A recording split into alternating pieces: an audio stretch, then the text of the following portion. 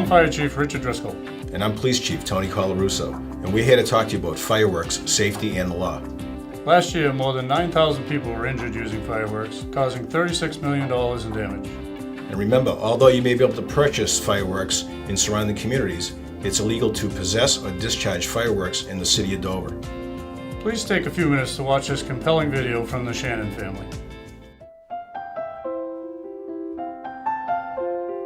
Michael was our firstborn. It was a very exciting time. He loved music. I mean, he would sing, he'd listen to jazz. Loved his grandparents. Had pictures of him fishing and holding up his first fish.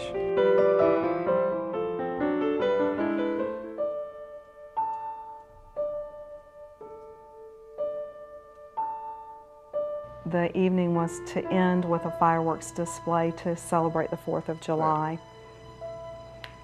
And the final finale for the night, it tipped over while firing. It struck Michael in the head.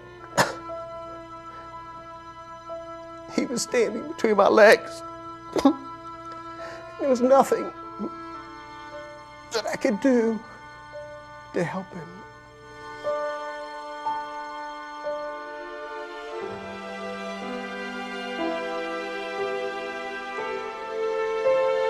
The ambulance came and took us, and they told us to call people.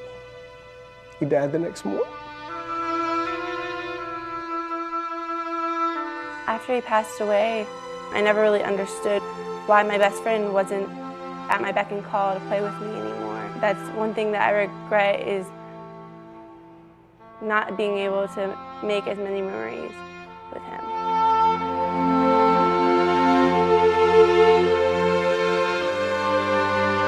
Obviously, fireworks have a lot of glamour. They're very beautiful when they're done in a safe manner. We assumed that if a product was on the market, that it would be safe.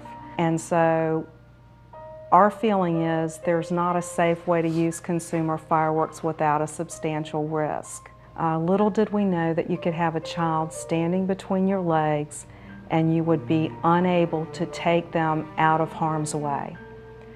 We learned the hard way that fireworks are dangerous, and it's our hope that if we can save one child, one family from the pain that we've experienced, that will be enough.